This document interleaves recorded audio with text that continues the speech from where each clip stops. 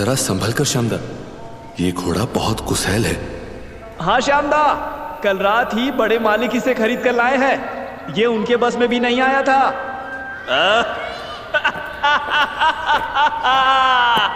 जो किसी के बस में नहीं आता उसे ये शाम आसानी से अपने काबू में कर लेता है। ये देखो,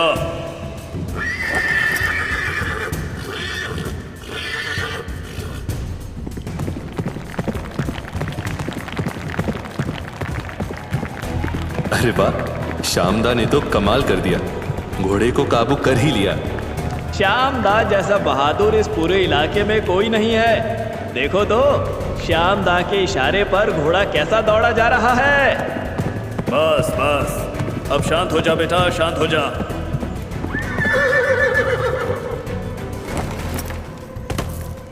बहुत शानदार घोड़ा है ये। सुनो, ले जाओ इसे। अब ये कुछ नहीं करेगा, लेकिन हाँ, इसे अस्तबल में दूसरे घोड़ों के साथ मत रखना, बल्कि हवेली के बगीचे में खुला छोड़ देना, क्योंकि आज से ये मेरा खास घोड़ा है। रुको श्यामदा। अरे अर्जुन, तुम आज इतनी जल्दी कैसे उठ गए? क्या हुआ, कोई खास बात है क्या? हर शानदार चीज पर केवल आपका ही हक कैसे हो सकता है श्यामदा? मैं भी इसी खानदान का वारिस हूं। अरे भाई अर्जुन, हक तो उसी का होता है जो काबिल होता है। खैर छोड़ो, ये बताओ कि सुबह सुबह इतना गुस्सा क्यों हो रहे हो? बोलो, क्या चाहिए तुम्हें? वो घोड़ा मुझे चाहिए श्यामदा। क्या, बस इतनी सी बात? अरे तो लो, आगे बढ़ो और ले लो वो घोड़ा, लेकिन ध्यान रखना, ये जंगली घोड़ा है, कहीं ऐसा ना हो कि। बस श्यामदा, अपना ये गुरूर अपने पास रखो और अब देखो कि मैं इस जंगली घोड़े को कैसे काबू में करता हूं।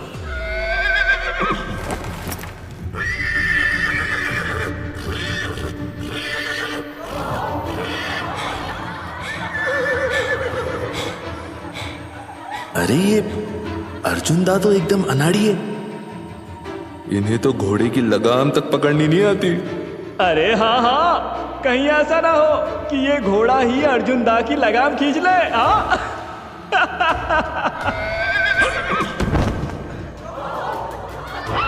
ये लो, घोड़े ने तो अर्जुन दा को चारों खाने चित कर डाला। क्या हुआ अर्जुन? लगता है इस घोड़े को अपना ये नया मालिक पसंद नहीं आया। अरे तुम्हें तो बहुत चोट लग गई है। चलो आओ, चलो आओ, तुम्हारी मरहम पट्टी करवा लाता हूं। मुझे तुम्हारे सहारे की जरूरत नहीं है श्यामदा, लेकिन एक दिन तुम्हारा ये गुरूर मैं तोड़ कर रहूंगा। तान्नी कुछ देर से मां शमशान काली की आराधना में लीन थी कि अचानक उसे एक तेज झटका लगा और उसने अपनी आंखें खोल दी। तान्नी के हाथ में वही यंत्र था। तभी उसने देखा कि उसके कमरे का दरवाजा खुला हुआ था और वहां डॉक्टर खड़ा हुआ था। अरे आप कब से यहाँ खड़े हुए हैं? काफी देर हो गई और बारिश भी बहुत देर से हो रही है। स्ट्रेंज, मुझे जरा भी पता नहीं चला, बल्कि मुझे तो ऐसा लग रहा है जैसे मैंने इस यंत्र को अभी बस टच ही किया था और फौरन ही मेरी आंख खुल गई। इसका मतलब ये यंत्र वाकई काम कर रहा है और इस वक्त ये यंत्र तुम्हारी ही मुट्ठी में है, और इसका मतलब साफ है कि तुम इसकी पावर को काफी देर तक होल्ड कर सकती हो। क्या इसका मतलब ये भी है कि मेरी शक्तियाँ धीरे धीरे जाग रही हैं? I don't know, mister Bhaskar ही इसके बारे में कुछ बता सकते हैं, लेकिन एक बात जरूर है कि इस यंत्र को होल्ड करने से तुम्हें वक्त का एहसास नहीं होता है। तुम्हें लगता है कि तुमने बस कुछ सेकंड्स के लिए टच किया है, जबकि इस दौरान एक लंबा वक्त बीत चुका होता है। ये यंत्र तो सचमुच बहुत कमाल का है। आई वंडर कि वो तांत्रिक आखिर कौन होगा जिसने इसे सिद्ध किया होगा, और क्यों? आखिर वो इस यंत्र के जरिए क्या हासिल करना चाहता होगा? देखो तान्नी, इसका जवाब भी मिस्टर भास्कर रॉय ही दे सकते हैं, और वो शायद हमें इसके बारे में कुछ नहीं बताएंगे, जैसे उन्होंने अपने बारे में कुछ भी साफ साफ नहीं बताया। हाँ, मुझे भी इस पर थोड़ी हैरानी है, लेकिन तुम ये बताओ कि इस यंत्र को छूने पर तुम्हें एग्जैक्टली कैसा महसूस होता है? जब पहली बार मैंने इसे मिस्टर भास्कर के सामने छुआ था तो मुझे कुछ अजीब सी आवाज़ें सुनाई दी थी, जैसे कोई आदमी मदद के लिए किसी के आगे गिड़गिड़ा रहा हो। फिर अचानक उसकी आवाज़ बहुत डरावनी हो गई थी। फिर मैंने एक लड़की की आवाज़ सुनी जो उस आदमी को किसी पिशाचिनी से मुक्त करना चाहती थी। तो तुमने ये सब मिस्टर भास्कर को क्यों नहीं बताया?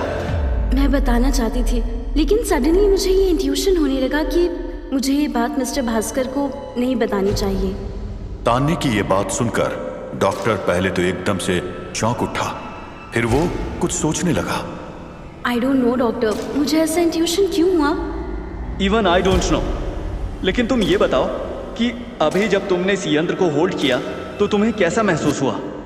इस बार मुझे आवाज़ों के साथ कुछ विजुअल्स भी दिखाई दिए, लेकिन काफ़ी ब्लर से थे। एक आदमी था जिसे कुछ लोग श्यामदा कहकर एड्रेस कर रहे थे। फिर वहाँ एक दूसरा आदमी आया जिसने घोड़े को काबू में करने की कोशिश की, लेकिन वो जख्मी हो गया। लोग उसका मजाक उड़ाने लगे और वो उसे अर्जुन कहकर एड्रेस कर रहे थे। बस इसके बाद अचानक थंडर स्ट्राइक की तेज़ आवाज़ मुझे सुनाई दी और मेरी आँख खुल गई। ओह आई सी। यानी श्याम रॉय चौधरी और अर्जुन रॉय चौधरी, क्या तुमने उनके चेहरे भी देखे? सब कुछ बहुत ब्लर था डॉक्टर, लेकिन इन आवाज़ों और विजुअल से अब मुझे ये क्लियर हो गया है कि श्याम रॉय और अर्जुन रॉय दोनों भाई थे और ईयर 1920 में उस हवेली में अर्जुन रॉय की बलि दी गई थी। इसमें उसका भाई श्याम रॉय भी इन्वॉल्व था। उस रात हवेली पर थंडर स्ट्राइक हुआ था और वहाँ आग लग गई थी। Yes, you are right. मगर सवाल ये है कि अर्जुन रॉय के साथ ये सब क्यों किया गया था? लेकिन मेरे लिए इससे भी बड़ा और रेलेवेंट सवाल ये है डॉक्टर कि मेरे अर्जुन का उस अर्जुन रॉय चौधरी से क्या कनेक्शन है? जो इंसिडेंट करीब 100 साल पहले उस हवेली में हुआ था, वो अर्जुन को अपने सपने में क्यों दिखाई देता है? तान्नी के इस सवाल ने डॉक्टर को एक बार फिर से सोचने पर मजबूर कर दिया। फिर उसके जहन में एक सवाल पैदा होने लगा। तान्नी, इफ यू डोंट माइंड, क्या तुम मुझे अपने और अर्जुन के बैकग्राउंड के बारे में कुछ बता सकती हो? मतलब क्या अर्जुन दिल्ली का ही रहने वाला है? आई मीन, उसके पेरेंट्स कौन कौन हैं और कहाँ हैं? अगर सच कहूँ तो डॉक्टर, अर्जुन के बैकग्राउंड के बारे में मुझे भी ज़्यादा कुछ नहीं पता, और जो कुछ पता है वो भी अर्जुन ने ही मुझे बताया था कि बचपन में उसके पेरेंट्स किसी एक्सीडेंट में मारे गए थे। उसके बाद वो कुछ सालों तक अपने किसी अंकल आंटी के पास रहा था, बट उनका बिहेवियर ठीक नहीं था, तो अर्जुन उन्हें छोड़कर दिल्ली चला गया और बस तब से ही वो यही है। उसने लाइफ में बहुत स्ट्रगल किया है doctor, and he is a self made man. Okay, I can understand. लेकिन क्या उसके बाद अर्जुन के अंकल आंट ने उससे कोई कांटेक्ट नहीं किया? मुझे नहीं पता, लेकिन अर्जुन को उनका जिक्र तक करना अच्छा नहीं लगता, इसलिए मैंने भी कभी उससे नहीं पूछा। बट अर्जुन के पेरेंट्स, आई मीन, उनका कोई फोटोग्राफ तो होगा ना उसके पास? नो डॉक्टर, अर्जुन के पास अपने मॉम डैड का कोई फोटोग्राफ नहीं है। लेकिन क्या आप ये जानना चाह रहे हैं कि कहीं अर्जुन का रॉय चौधरी फैमिली से कोई कनेक्शन तो नहीं? हाँ, लेकिन इसके लिए मुझे ये पता लगाना होगा कि उस रात जब अर्जुन रॉय चौधरी की बलि दी गई थी और हवेली में आग लग गई थी, तो उसके बाद हुआ क्या था? अर्जुन रॉय के भाई श्याम रॉय का आखिर हुआ क्या? और मुझे अब मिस्टर भास्कर के बारे में भी पता करना होगा कि आखिर इसका रॉय चौधरी फैमिली से क्या कनेक्शन है। डॉक्टर की बात सुनकर अब तान्नी भी एक गहरी सोच में डूब गई थी।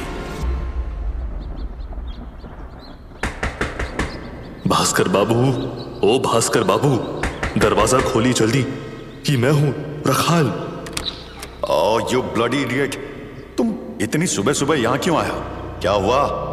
आपको एक खबर देनी थी, चीनी के बारे में। ठीक है, अंदर आओ।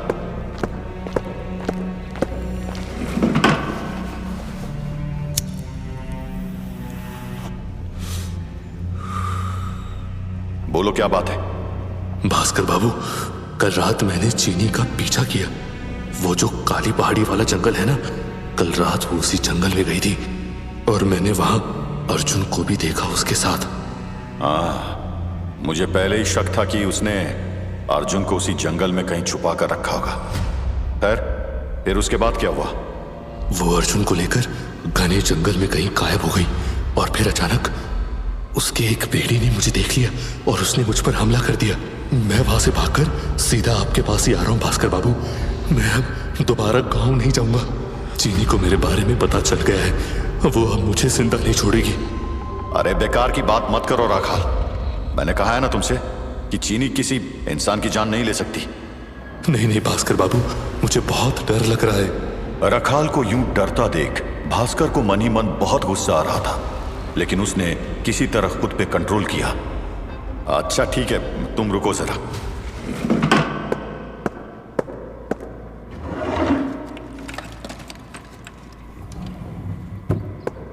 लो, ये लॉकेट अपने गले में पहन लो। ये तुम्हें चीनी और उसके भेड़ियों से प्रोटेक्शन देगा। रखाल इतना डर गया था कि उसने फौरन वो लॉकेट लेकर पहन लिया। ये देखकर भास्कर मन ही मन मुस्कुरा उठा। अब तुम वापस गांव चले जाओ रखाल, और आज रात को फिर से चीनी का पीछा करना। उसने अर्जुन को एग्जैक्टली कहां छुपा कर रखा है और वो उसके साथ क्या क्या करती है, ये पूरी खबर चाहिए मुझे। लेकिन भास्कर बाबू। बस, अब और बहस मत करो मुझसे। जैसा मैं कहता हूं ना, चुपचाप वैसा करो, और चिंता मत करो। इस काम के लिए मैं तुम्हें पूरे 20,000 रुपए दूंगा। भास्कर की यह बात सुनकर रखाल की आंखों में एक लालच भरी चमक आ गई।